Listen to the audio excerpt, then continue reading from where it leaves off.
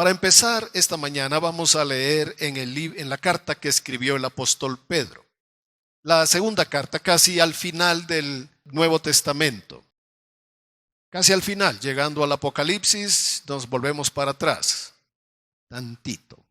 Nuestra lectura se encuentra en la segunda carta del apóstol Pedro, capítulo 3 y versículo 18.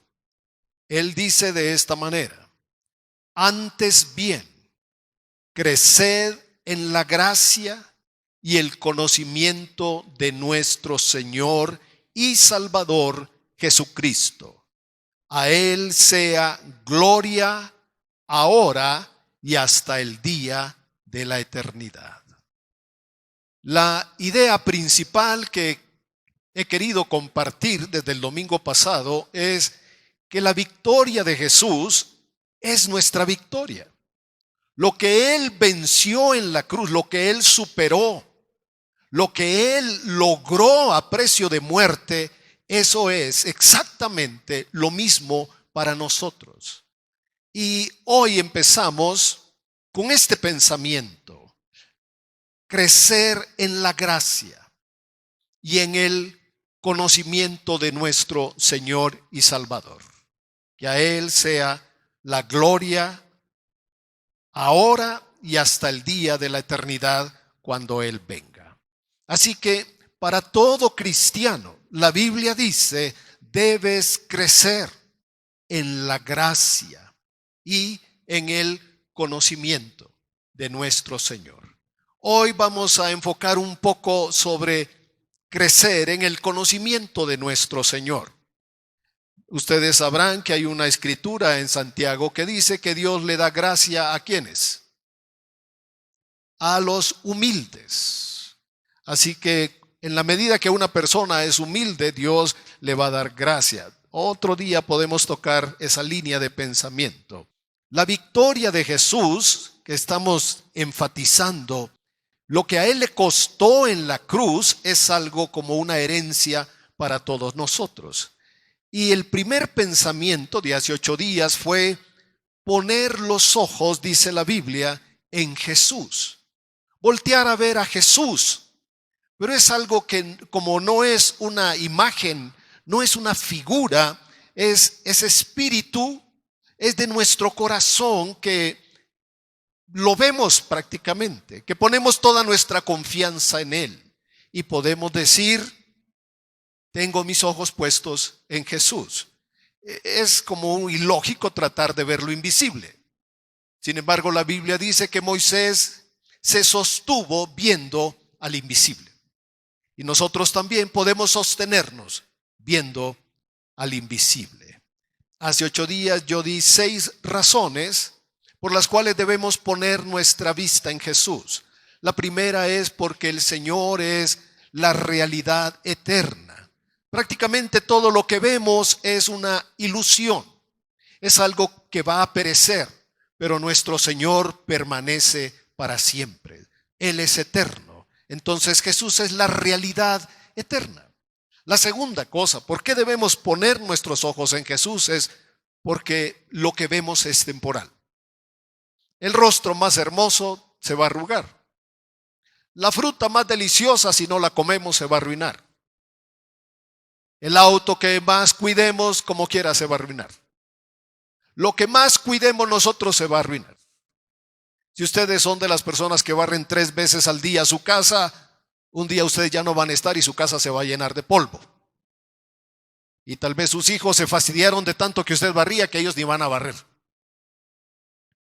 Lo que nosotros hoy atesoramos aquí se quedará. Nada nos llevaremos. Bueno, así es. Así es.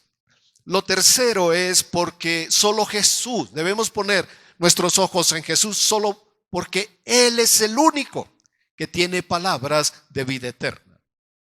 Puedes buscar en la filosofía o en la moral pensamientos buenos. Puedes llenarte de cosas buenas, pero las palabras de vida eterna, solo Jesús, nadie más. La cuarta razón es que no podemos poner nuestros ojos en la religión judía.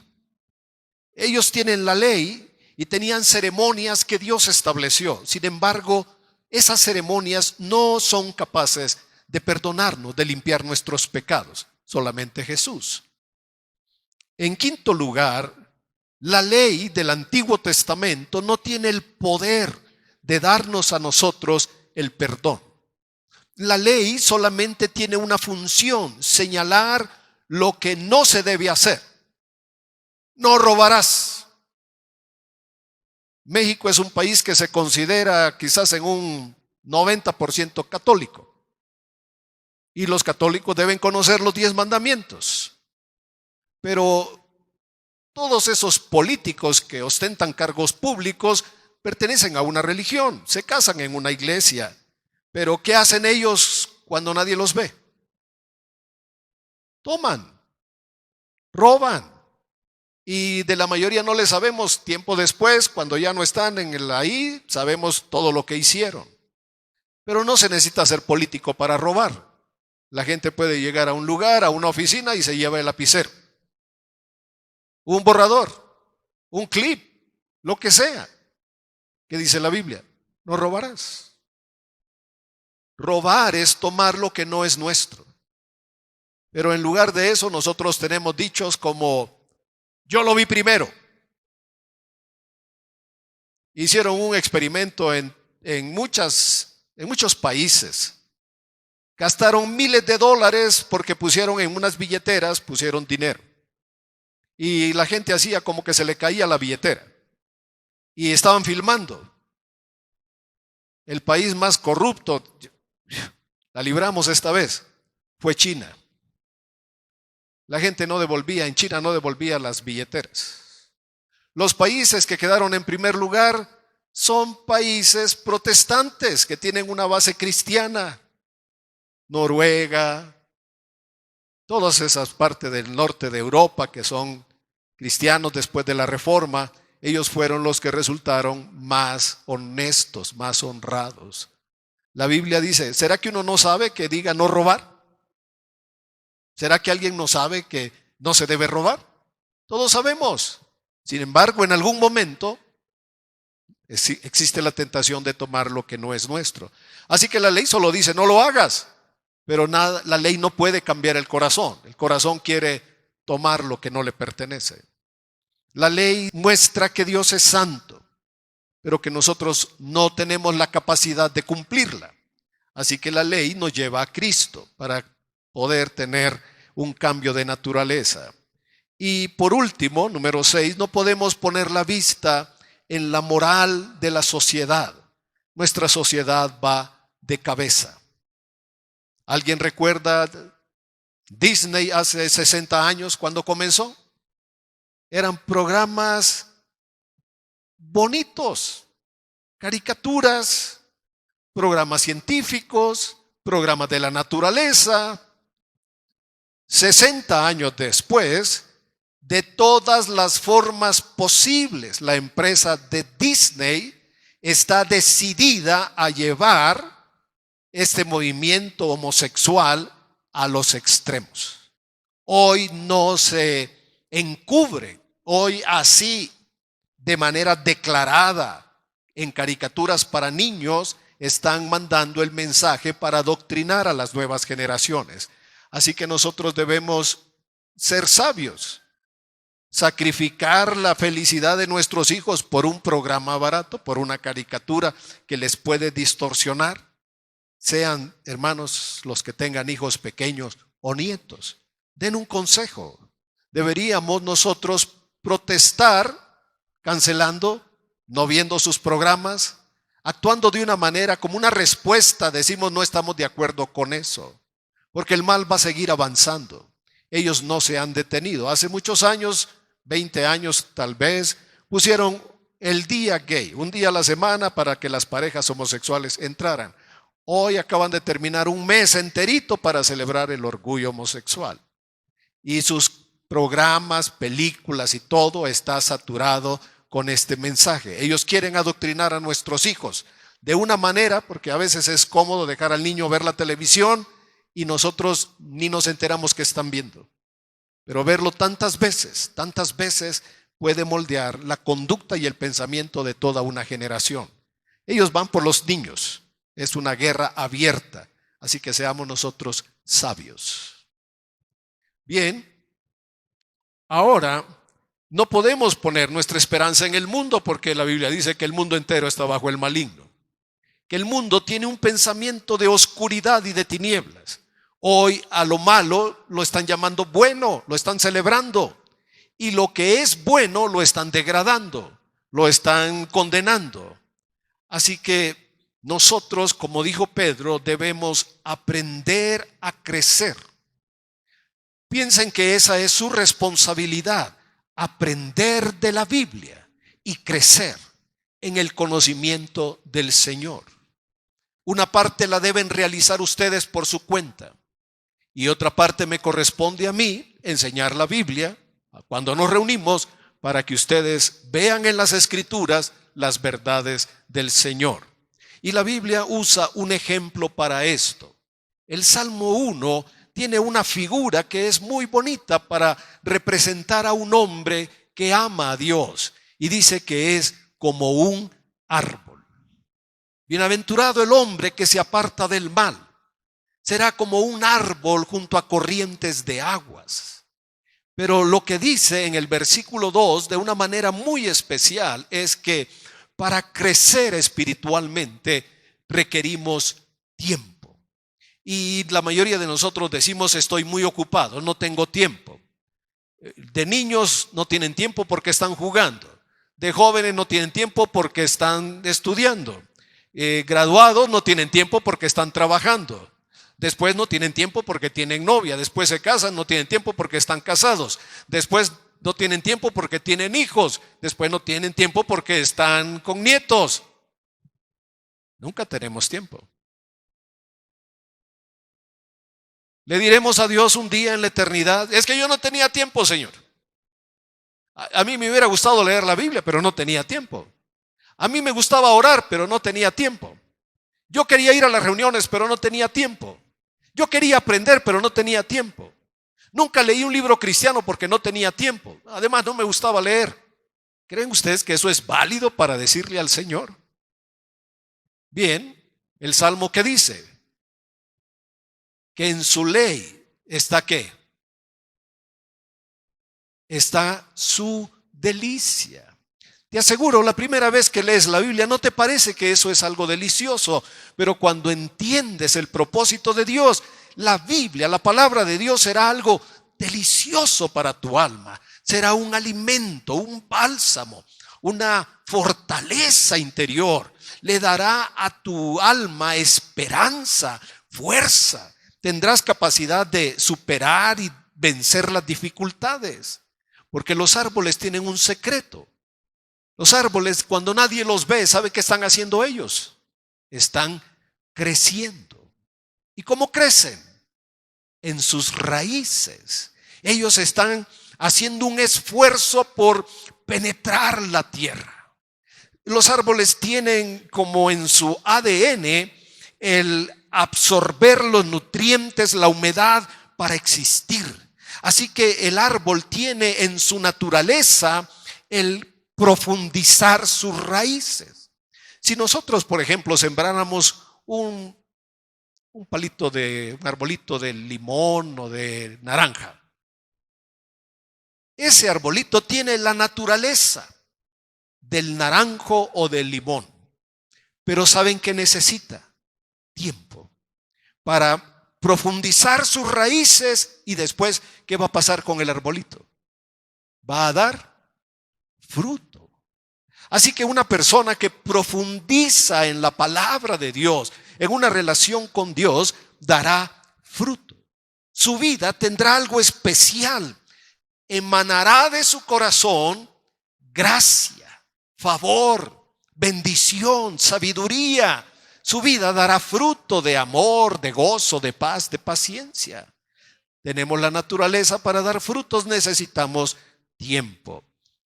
Vamos a leer en el libro de Josué, que es el 6º libro de la Biblia.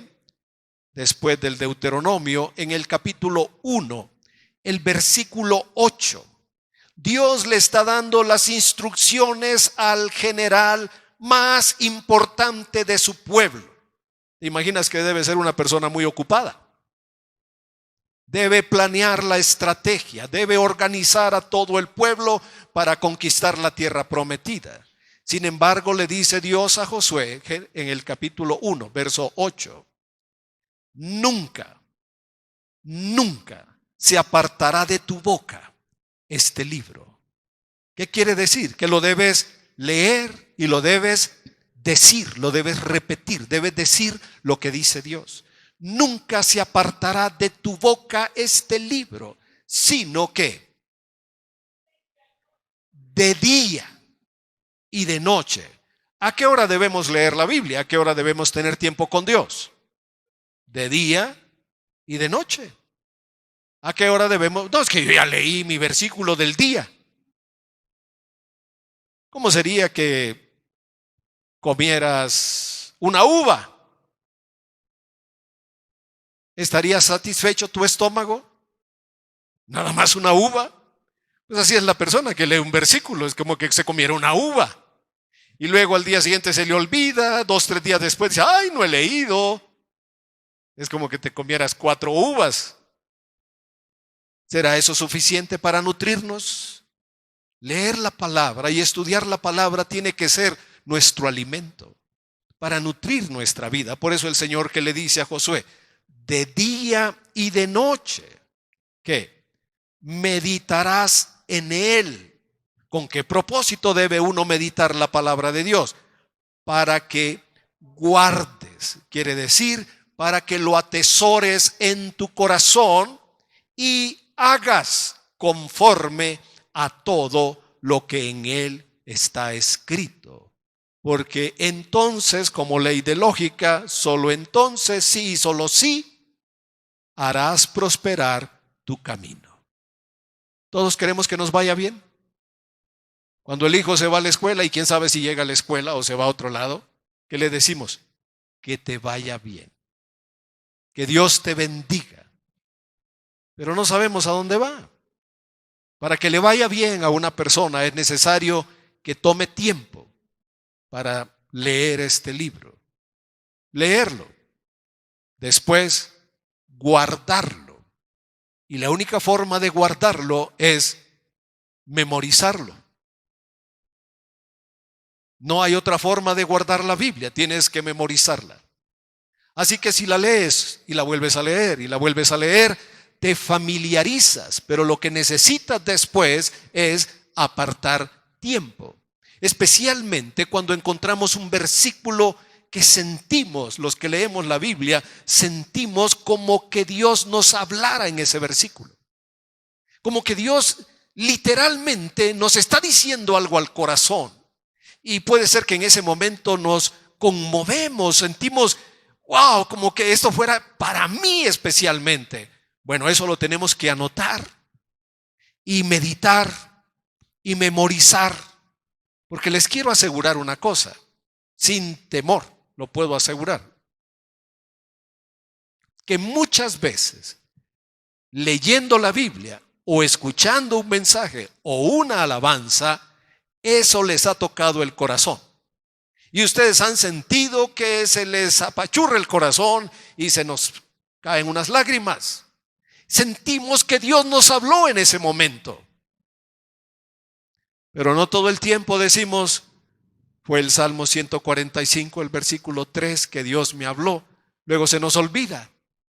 Y decimos, no hombre, Dios me habló y lo sentí, lloré, pero ahora ya no me acuerdo dónde está. Eso le pasa a la mayoría. Pero si uno toma esas palabras, las escribe, las guarda, las memoriza, y tú dices, Dios me habló y yo sé que me habló, y lo guardas en tu corazón, tendrás el tiempo para meditarlo. Ahora quiero hablar con las personas que dicen, pastor, tengo una mente de teflón, nada se me queda. Pero se nos quedan las canciones, las noticias, los nombres de los artistas, nombres de telenovelas, nombres de futbolistas, nombres de políticos. Se nos quedan un montón de datos. ¿Por qué la Biblia no se nos queda? Porque no hacemos intencionalmente la acción de leerla, memorizarla, guardarla en el corazón. Les daría un consejo. Esta semana busquen leer algo que impacte sus corazones y entonces escríbanlo y lo memorizan. Y van a ver cómo nuestra vida va cambiando. ¿Estaba ocupado Josué? Muy ocupado. ¿Qué podía decir Josué? Señor, no tengo tiempo, tengo unas batallas con unos reyes, tengo que pelear con 31 reyes. La Biblia dice que a esos venció, 31 reyes. Josué podía decir, estoy muy ocupado. Pero ¿qué le dice Dios? Día y noche, medita, guárdalo en tu corazón y guárdalo para que lo cumplas, porque entonces y solo entonces te irá bien. ¿Ustedes quieren que les vaya bien realmente en la vida? ¿En todo aspecto? Si quieren realmente que les vaya bien, tienen la clave en Josué 1:8. Ahora quiero entrar un poquito al sacrificio de nuestro Señor, lo que Él ha hecho, pero antes debo pedirles que vayamos a la primera carta de Corintios, capítulo 2, verso 10. Pasando los evangelios, libro de Hechos,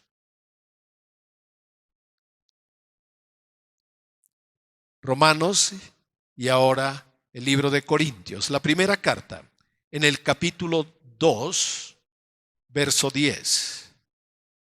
Dice que hay cosas que Dios preparó de antemano. No sé si conocías este versículo antes o es primera vez que lo escuchas, pero lo que te está diciendo es que Dios preparó cosas de antemano, de antes de nacer, de antes de venir y de tener conciencia. Pero dice el verso 10, pero Dios nos, usa una palabra muy importante, nos las reveló. Lo que hace el Espíritu de Dios es que te enseña más allá de los sentidos naturales. El primer versículo que leí de la Biblia es el Salmo 36:9. Fui a una casa y estaban leyendo la Biblia y cuando me dieron la Biblia se abrió en el Salmo, yo empecé a leer, era primera vez que estaba agarrando la Biblia y leí que dice, contigo está el manantial de la vida, en tu luz veremos la luz. Y me gustó, me pareció como un poema bonito. No había leído nada de la Biblia, no sabía nada, pero ese versículo me llamó la atención, me gustó y me lo aprendí de memoria. Contigo está el manantial de la vida. En tu luz veremos la luz. Así que como me gustó, me lo aprendí. A la fecha, hace 52 años. Y el día que me dijeron que estaban haciendo un trabajo de brujería para matarme, lo primero que vino a mi mente, y no fue mi esfuerzo, lo primero que salió de mi corazón fue, ¿qué creen? El Salmo 36:9, que dice, contigo está el manantial de la vida. Y me entró una alegría, porque mi razonamiento, lo que yo entendí en ese momento es, mi vida está en las manos de Dios, no en las manos de un brujo. Meses después, el brujo murió ahogado. Tomó alcohol, cruzó un río, desviaron el agua por ahí y él murió ahogado. Yo estoy contando la historia. Año 76. Vivo todavía. Y esa persona hoy no está. ¿Qué dice la Biblia? Cada palabra es de Dios. Ni una jota, ni una tilde pasará. Cada palabra, cada letra, la más pequeña, tiene un propósito y Dios nos habla. Así que cuando encuentres una palabra, puede ser que Dios la haga tu rema. Esa palabra la atesoras, la guardas, recibes una herramienta Más adelante la vas a necesitar y si la tienes en tu corazón, tendrás forma de vencer y de superar las cosas. Amén. Ahora, ¿qué dice Pablo? Es que nosotros tenemos muy buena memoria. No, dice, nos las reveló. Hay un conocimiento natural. Es el que nos dan los sentidos. Lo que vemos, lo que oímos, lo que gustamos con la lengua, paladeamos, saboreamos y decimos, es esto. Pero hay un conocimiento que no te lo dan los sentidos. Es el conocimiento espiritual. Te lo da el Espíritu Santo. Porque te enseña lo que significa la Biblia. Te dice en tu corazón la verdad de Dios. Y Pablo dice, pero eso nos lo reveló a nosotros por el Espíritu. Porque el Espíritu todo lo escudriña, aún lo profundo de Dios. Y fíjate en el versículo 12, y nosotros, como hijos de Dios, no hemos recibido, ¿qué? El espíritu del mundo. Hay un espíritu que no es de Dios. Ese es el espíritu del mundo. Y ese no lo hemos recibido nosotros. ¿Qué hemos recibido? El espíritu que proviene ¿de dónde? De Dios. Es el Espíritu Santo que viene a nosotros. ¿Para qué? Aquí nos dice. ¿Para qué viene el Espíritu Santo? Para que sepamos lo que Dios nos ha concedido. Antes de morir, Jesús dijo, rogaré al Padre y enviaré al Espíritu Santo. Nosotros somos personas que debemos tener una relación con el Espíritu Santo, porque Él es el que nos va a enseñar. Tú no podrás llegar al cielo y decirle, Señor, me tocó el peor pastor. No le entendía, hablaba muy rápido, decía muchos versículos, me aburría, me cansaba, la verdad. Me hubieras mandado a otra iglesia con otro pastor diferente. Tú no podrás decir eso, porque tu responsabilidad es que tú aprendas la Biblia. Jesús dijo, escudriñad las Escrituras. Escudriñad, esa es nuestra tarea. Leer una vez, leer otra vez, leer otra vez, volver a leer otra vez. No los quiero apantallar, pero tengo 50 años leyendo el Salmo 23. ¿Y eso qué significa? Que cada día lo leo y digo, Señor, gracias, eres mi pastor. Gracias, eres mi pastor. Gracias. Y no me faltará nada. Y mañana lo voy a volver a leer. ¿Y qué creen que pasa? Mañana vuelvo a decir, Señor, eres mi pastor. Tú eres mi pastor. Y la vida que Dios nos presta, hermanos, ¿cuántas veces hay que leerlo? Siempre, siempre. Pero estas cosas no las enseña el hombre. No es la carne ni la sangre, como le dijo Jesús a Pedro. Es el Espíritu de Dios. Ahora, vamos a hacernos una pregunta. ¿Por qué es importante comprender el sacrificio? ¿Por qué Pedro nos dice que debemos crecer en el conocimiento de Jesús? ¿Por qué tenemos esa responsabilidad? Porque a la mayoría nos gustaría más bien que Dios nos diera como un regalito con juguete para hacernos felices, una comidita y un regalito que nos haga felices sin mayores responsabilidades, sin compromisos, sin obligaciones, sin esfuerzo de nuestra parte y sin tener que darle tiempo a Dios. Pero la pregunta es, ¿por qué debemos crecer en el conocimiento de Jesús? ¿Por qué debemos entender con claridad el sacrificio de Jesús? No podemos ser ignorantes. Millones de personas saben que Jesús murió. Pocos saben, pocos entienden por qué murió. Y mi tarea esta mañana es compartir con ustedes. ¿Por qué? ¿Por qué debemos entender, comprender, estudiar el sacrificio de nuestro Señor?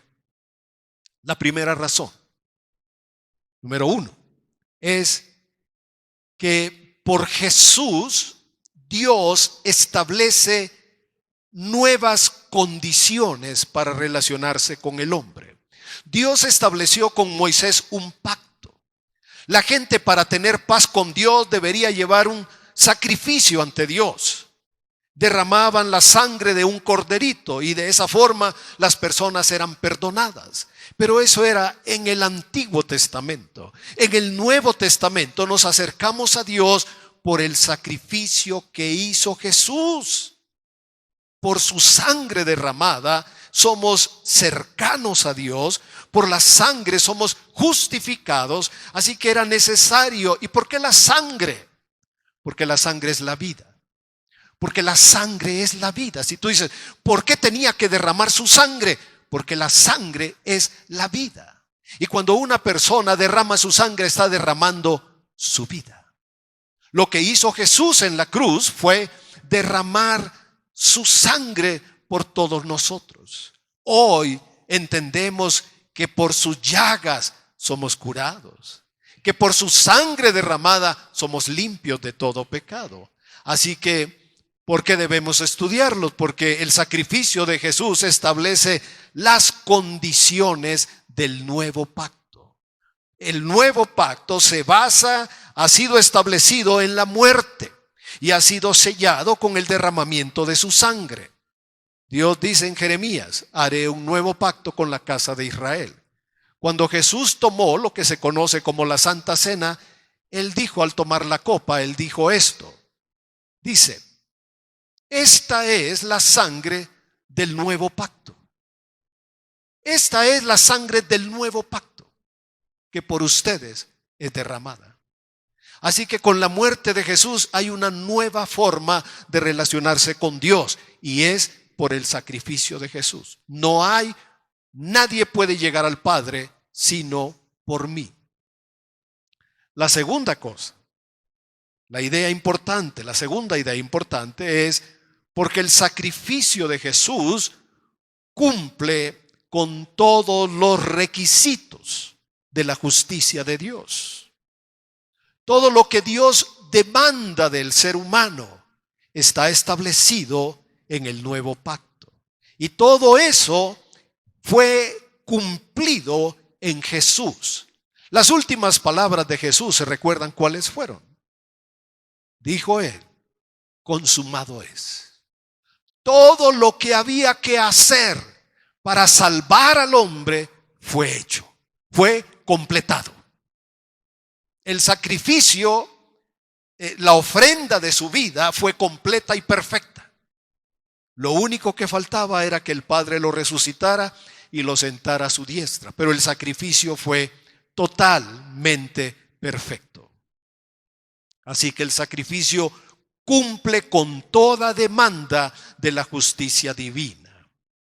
Número 3, por el sacrificio nos asegura legalmente la herencia con todas sus bendiciones. Al entrar en una relación con el Señor por el sacrificio, venimos a heredar las bendiciones. Somos herederos de lo bueno que Dios tiene para nosotros. Somos hijos. No es que lo merecemos, sino que como hijos Dios nos hace herederos. Nos hace a nosotros participantes de todo lo bueno que Él tiene. Número 4. Por el sacrificio se asegura legalmente nuestra victoria sobre el diablo y todos sus demonios. La gente no sabe que hay una guerra espiritual. La gente no entiende que hay un mundo donde las tinieblas operan. Y Pablo habla que hay una guerra y que un cristiano debe tener una armadura, un escudo de fe, un yelmo de salvación, algo que le proteja el corazón, que es la justicia de Dios. Efesios 6 habla de una armadura para los hijos de Dios. La guerra espiritual es algo evidente después de Cristo. Pero la victoria de Cristo nos asegura a nosotros la victoria sobre Satanás. Y de eso hablaremos con más detalle el próximo domingo. Pero hoy quiero señalar estas ideas rápidamente. Cuando Juan Bautista vio a Jesús, en San Juan 1:29, él dijo estas palabras: he aquí el Cordero de Dios. Y me imagino que esa frase te puede parecer conocida. He aquí el Cordero de Dios que quita el pecado del mundo. Así que esto es lo que debemos saber, que Jesús quita el pecado del mundo.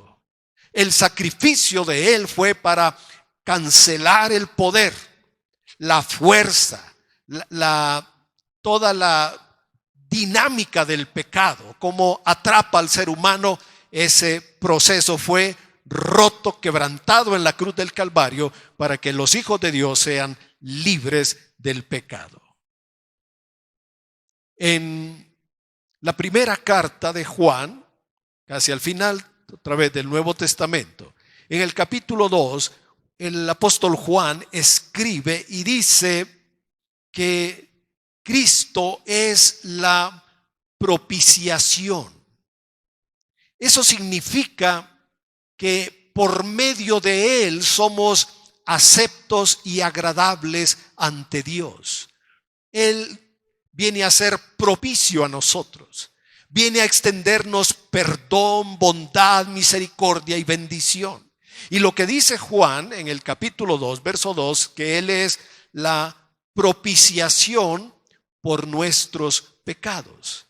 Y no solamente por los nuestros, sino también por los de todo el mundo, si es que el mundo se arrepiente. Lo que hacía el sacerdote era tomar la sangre de un macho cabrío y se presentaba ante Dios y derramaba esa sangre y pedía perdón por sus pecados. Después nuevamente tomaba otra sangre y pedía perdón. La presentaba en un lugar en la presencia de Dios que se llama el propiciatorio. En ese punto decía Dios: veré la sangre y los voy a perdonar. Cuando la sangre se presenta como una ofrenda por el perdón de pecados, eso nos puede parecer a nosotros bastante primitivo, ignorante, pero solamente era una lección. Todo lo que la ley enseñaba era una forma de decirnos a nosotros: hoy por la sangre de un animal ustedes son perdonados, pero un día vendrá el Hijo de Dios y derramará su sangre y ustedes serán perdonados completa, totalmente. Así que eso era una sombra, una figura, una imagen un poco en el tiempo, difusa, pero era una forma de explicarles a ellos que un día Dios iba a resolver el pecado, porque eso estaba profetizado. Así que Él es la propiciación. Es importante entender que la muerte de Jesús es la propiciación por nuestros pecados. Dios ve la sangre y nos extiende perdón. Dios ya no ve a un pecador, ve a una persona arrepentida, ve a un hijo, y el Espíritu Santo está morando en esa persona para asegurar el perdón de Dios. Número 3. Jesús, con su muerte, con su sacrificio, obtuvo eterna redención. Lo vamos a leer. Este versículo es muy importante en Hebreos 9 y el capítulo 12. La palabra redención es una de las palabras más grandes de la Biblia. Son palabras, tenemos unas palabras como gracia, redención, fe, misericordia, que se entrecruzan. Son como carreteras que se cruzan y enriquecen lo que Dios quiere hacer con nosotros. Al leer Hebreos 9, dice que el Señor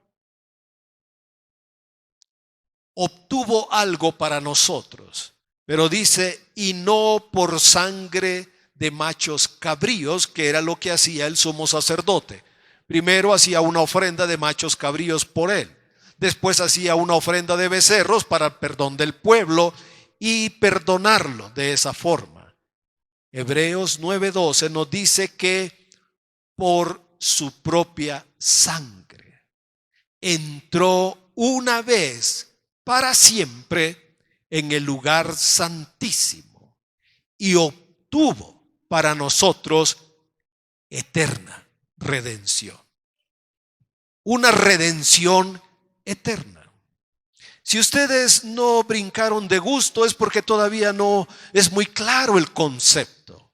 Redimir es rescatar, es perdonar, es hacer un pago, es hacer un sacrificio para rescatar a alguien, declararlo libre, darle una nueva vida, una nueva forma un nuevo camino para llegar al cielo realmente.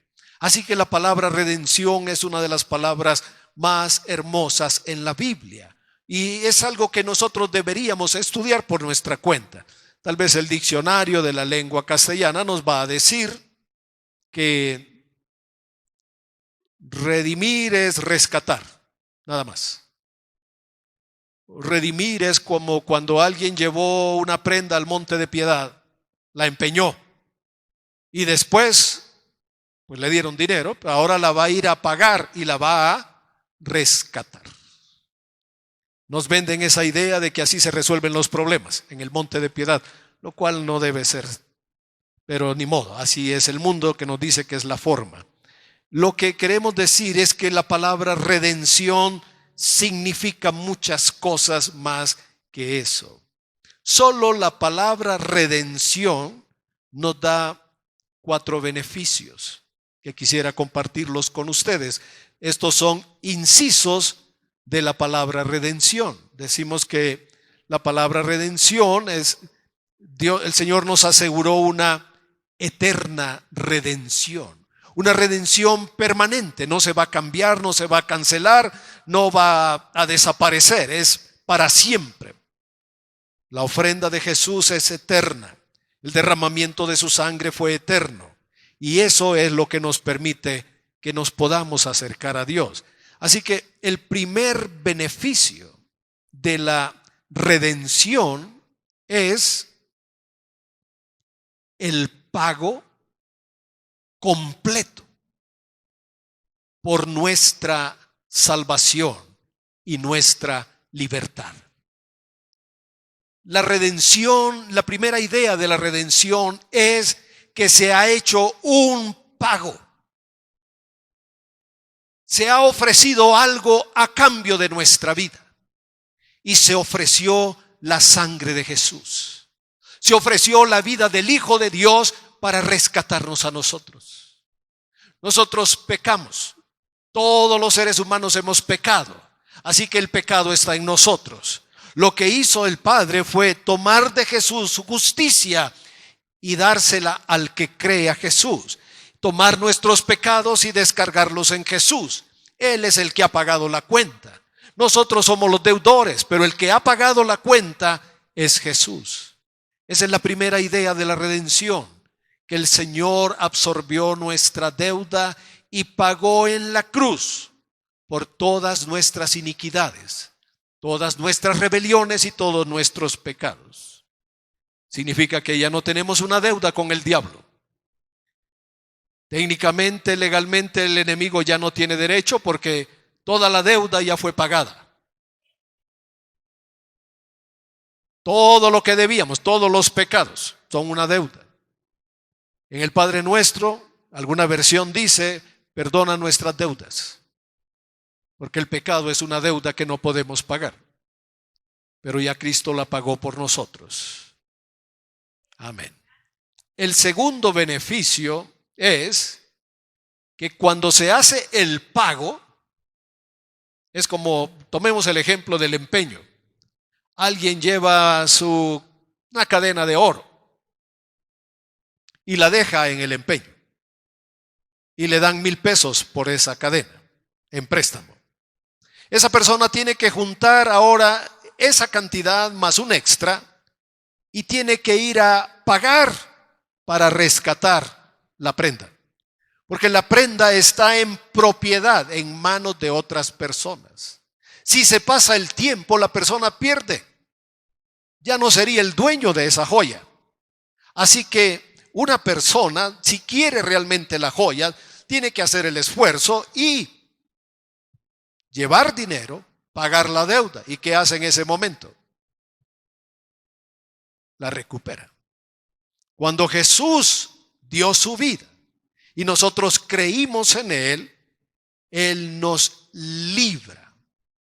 Ahora nos hace libres, completamente libres de toda forma de esclavitud, de engaño, de dominio, de manipulación de las tinieblas. Nos hace libres. Solo que como es un contrato y un pacto, debemos entender las condiciones del pacto. Una condición del pacto es que debemos estar en luz, caminar con luz. Una condición para recibir las bendiciones de Dios. Bueno, algo que todos ustedes saben, hay una condición para ser perdonados. Cristo murió para perdonarnos. Nosotros podemos decirle, Señor, perdóname. Ahora, para que eso realmente se cumpla en nuestra vida, hay un pequeño requisito. ¿Qué dice el Padre Nuestro? Padre, perdona mis pecados, ¿cómo? Como yo perdono a mis deudores. Perdona mis ofensas, perdona mis deudas, como yo perdono a mis deudores. Tú quieres estar en paz con Dios. Tú sabes que has hecho algo que no debió haber sido, entonces tú pides perdón. Pero ese perdón ante Dios está condicionado a que tú perdones a otras personas. Si tú no perdonas, ahora quiero hacer la pregunta y ustedes deben dar la respuesta. Si nosotros no perdonamos a otras personas, ¿Dios nos tiene que perdonar? ¿Qué dice la lógica? Por supuesto que no. ¿Cuándo nos va a perdonar Dios? Cuando nosotros decimos, perdono a tal persona por la ofensa, por lo que no me pagó, por los chismes que dijo, porque abusó de la confianza, por todo lo que hizo, yo lo perdono y lo saco de mi corazón. Es como una deuda, ya no me debe nada. Está cancelada esa deuda, no me debe nada. ¿Ustedes prestaron dinero alguna vez a un amigo y ese amigo abusó de la confianza y luego no les pagó? ¿A cuánto les pasó eso alguna vez? ¿Me podrían levantar su mano? Que de ustedes, de buena fe, de buen corazón, le prestaron a alguien para ayudarlo. ¿Y qué pasa? Por la razón que sea. ¿Saben qué pasa? ¿Saben las dos cosas que pasan? Normalmente perdemos al amigo y el dinero. ¿A cuánto les ha pasado esto que nos ha pasado? Perdemos la amistad y perdemos el dinero. Entonces, confío a estas alturas que ustedes ya han perdonado. Todos los que levantaron la mano, espero que hayan perdonado. Porque si queremos que Dios nos perdone a nosotros, debemos perdonar a los que nos han ofendido. Amén. Bueno, la redención me da el perdón, se hace un pago y con ese pago soy libre. Soy libre. Estábamos bajo el dominio, la potestad de las tinieblas, dice la Biblia, pero ahora somos libres. Solo que recién nacidos y entonces tenemos que aprender a caminar en lo que dice la Biblia, en una nueva forma de vida de acuerdo a lo que dice la Biblia. Eres un hijo de Dios recién nacido. Ajusta tu vida a lo que dice la Biblia y te vas a sorprender de las cosas que dice la Escritura. Debemos andar en comunión unos con otros, en armonía, perdonando, etc. Ahora, hay un tercer beneficio y espero que lo veas así. Te lo voy a explicar. El tercer beneficio de la redención es que antes estábamos bajo un dominio y una autoridad. El Señor ya nos hizo libres de ese dominio y esa autoridad. Pero el beneficio ahora es que nos pone bajo otro dominio y otra autoridad. O sea, pasamos de una a otra. Así que somos 100% libres.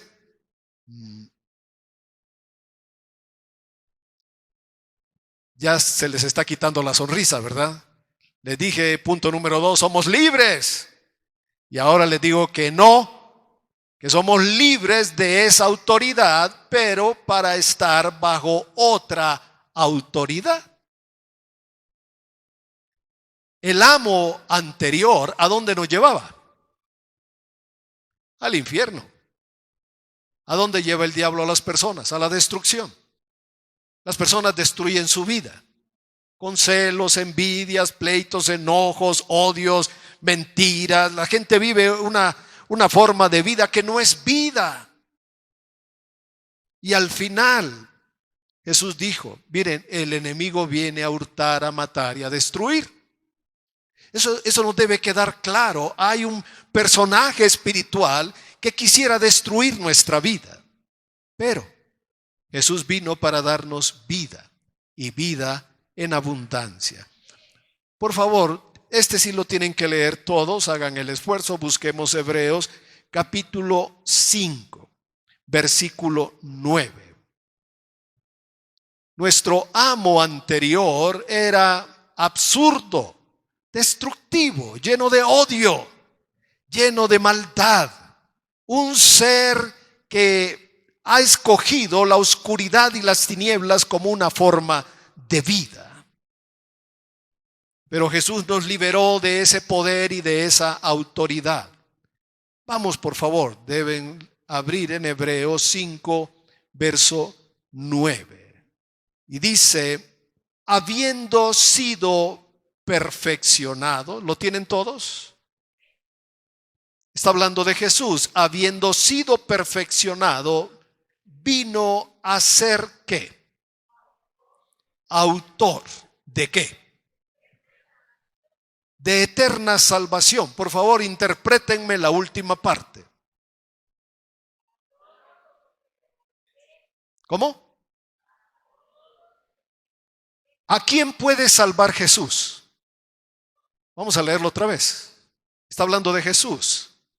Dice que Él fue perfeccionado por el sufrimiento, viviendo bajo la disciplina del Padre, y habiendo sido perfeccionado, fue cuando fue a la cruz, vino a ser el autor de una salvación eterna. ¿Para quiénes? Esa salvación es ¿para quiénes? ¿Para todos? Si el punto final fuera en todos, qué bonito. Qué padre, ¿no? Si pusiéramos el punto final donde dice para todos, punto. Pero si vamos al texto, el texto no termina en todos. Dice para todos. Jesús puede salvar ¿a quiénes? A los que le obedecen. Cuando la gente dice, yo sí creo en Jesús, pero tengo que ir con mi compadre este viernes a las 12 de la noche a tener una reunión con la Santa Muerte. Creo en Jesús, pero tengo un viaje a Catemaco. Creo en Jesús, pero tengo aquí un amuleto. Tengo aquí en mi bolso, aquí algo que me dice que tengo una protección. La herradura es muy buena. Y si ponen sábila con moños rojos, mucho mejor, dice el diablo. ¿Puede depender nuestra suerte de objetos, de cosas, de protecciones? Todo viene de Jesús. Él puede salvar ¿a quiénes? A todos. Él puede salvar a todos los que le obedecen. Está difícil entender la Biblia, hermanos. La verdad no, si no nos queda claro en la primera, leemos otra vez, leemos otra vez. Si no nos quedara claro, yo lo que hago es que anoto ese versículo, lo pongo en una libreta, lo anoto y lo busco en otras versiones hasta que le encuentro el sentido. Después de leer ahí, puedo buscar en comentarios. Consulto la concordancia Strong que me da el origen de cada palabra, el sentido en el hebreo o en el griego. Así que busco en una palabra constantemente hasta que tengo claro lo que dice Dios. Pero oro y digo, Señor, enséñame, ilumíname, ¿qué quiere decir esta escritura? Y acá nos dice a todos que Jesús puede salvar a todos los que le obedecen. ¿Qué nos falta a nosotros? ¿Qué nos falta? Obedecer. Reconocer a Jesús como Señor. Bueno, Él es el Señor, ya es el Señor. Debemos reconocerlo en nuestra vida como Señor de nuestra vida. Nos falta un beneficio más. El cuarto beneficio es, este sí nos va a gustar. Tenemos ahora, por la redención, tenemos todos los beneficios del pacto nuevo. Todos los beneficios, todas las bendiciones. La palabra se llama pacto. Se traduce también, la palabra pacto se traduce como testamento, como una última voluntad. Es como lo mismo, pero también es diferente. Jesús dijo, bueno, en Jeremías dice el Señor, haré un nuevo pacto. Haré un nuevo pacto. Cuando Jesús tomó la copa, dijo, esta es la sangre del nuevo pacto. Pacto se tradujo como testamento, entonces nosotros decimos en el Nuevo Testamento, pero más literales podríamos decir en el nuevo pacto. En el nuevo pacto hay condiciones. Y solo para darnos una idea, voy a pedirles que abramos en el libro de Gálatas, capítulo 4. Y nos va a dar un ejemplo entre dos personas. Uno es esclavo, no tiene derechos, pero el otro es heredero. El heredero es dueño prácticamente de todo, solo que como es pequeño todavía no puede disfrutar de los beneficios. Imagínense ustedes el hijo de meses de un millonario. Ese niño ya la hizo en la vida, tiene millones, jamás se los podría acabar, pero no puede disfrutar de ellos. ¿Por qué? Porque es un bebé. No se le puede dar una tarjeta de crédito porque es un bebé. Se podría poner un fondo a su nombre, pero necesitaría crecer hasta cierta edad para que pueda disponer de él. Así que aunque es dueño de todo, los hijos son dueños de todo, ¿qué dicen? O algunos dirán, bueno, con mis hijos haré una excepción. Los padres heredamos a los hijos.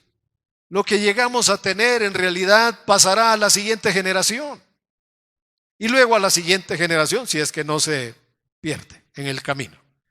Ya tienen Gálatas. Dice el capítulo 4 y el versículo 1. Recuerden que nos está dando un ejemplo entre dos personas. Pero nos dice, entre tanto que el heredero es niño, un niño menor, ¿qué? En nada difiere del esclavo, aunque es señor de todo. Es dueño, pero no puede disfrutar. Está igual que el esclavo. No puede disfrutar. Ahora, saltemos al versículo 6 de este mismo capítulo. Y dice, y por cuanto sois hijos, Dios, por favor lean conmigo, Dios envió a vuestros corazones el espíritu de su Hijo, el cual clama, Abba, Padre.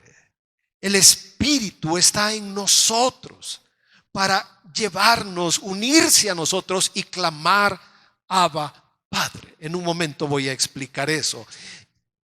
La conclusión la tenemos en el versículo 7. Así que ya no eres un esclavo. No vivas como un esclavo, eres hijo. Y si eres hijo, lo que veníamos diciendo, ¿qué somos? Herederos. Si somos hijos de Dios, ¿qué somos? Herederos. Pero ¿qué necesitamos? Crecer. Piensen en un niño pequeño. Si ustedes tienen un niño pequeño, 4, 5, 6 años, ese niño es heredero de todo lo que ustedes tienen. Legalmente es heredero, pero no puede disfrutar. El bebé tendrá 5 meses, 5 años y sus padres tienen un Mercedes-Benz. El niño es heredero de ese carro, pero no lo puede manejar. El niño puede heredar las cuentas del banco, pero no puede disfrutar de ellas por una razón. ¿Por qué? ¿Por qué? Porque es niño. Pensemos en los niños espirituales. Las personas que no crecen espiritualmente. Las personas que no entienden, no se involucran con lo que dice la palabra de Dios.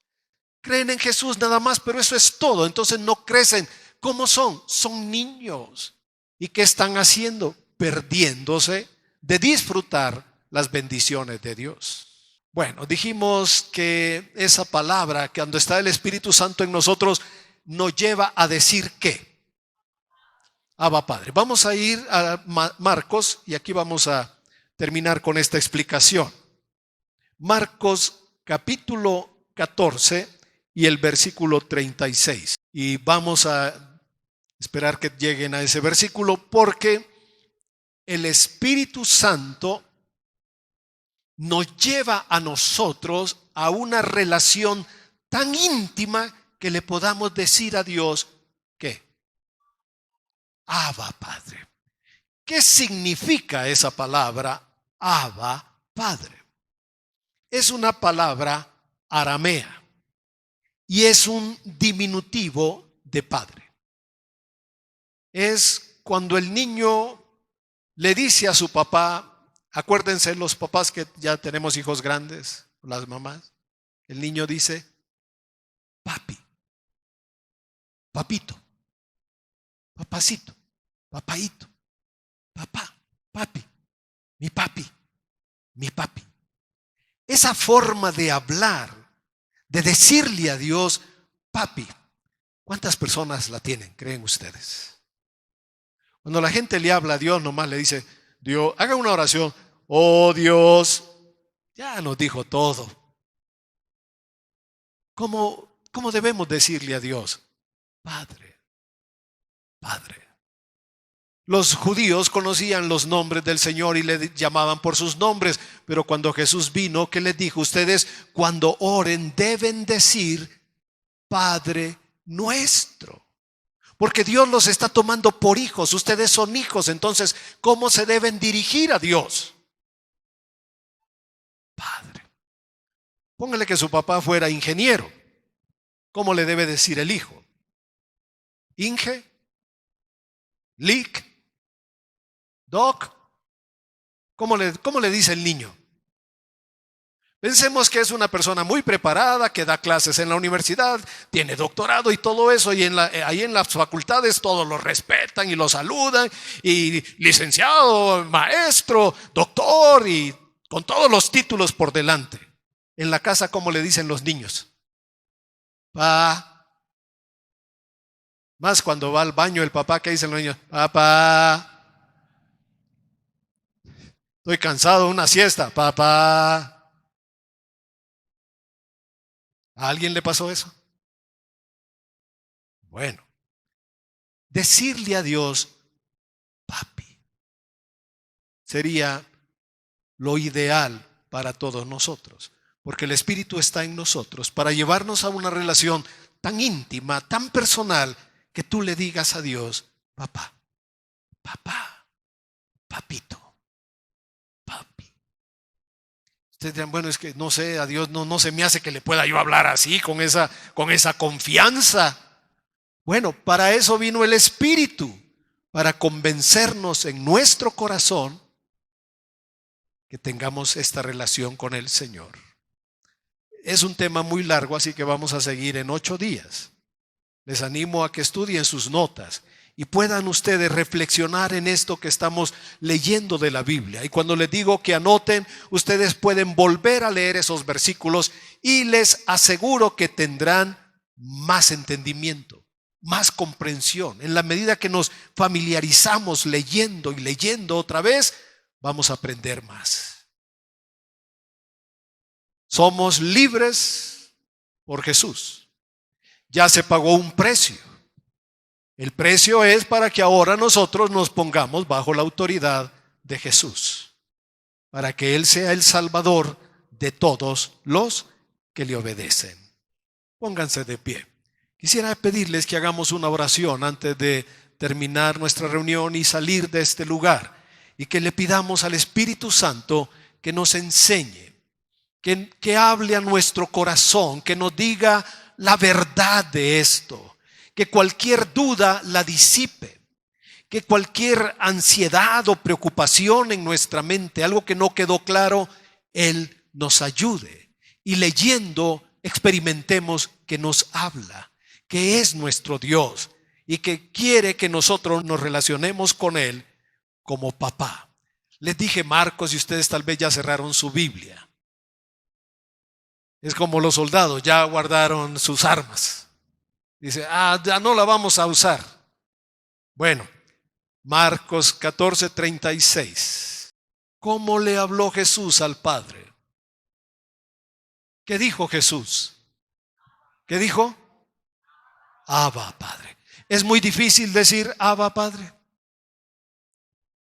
¿Le cuesta mucho? ¿Es difícil? ¿Le da pena? ¿Le daría pena ahorita ir a la comida y decir Abba, Padre, gracias por mis alimentos?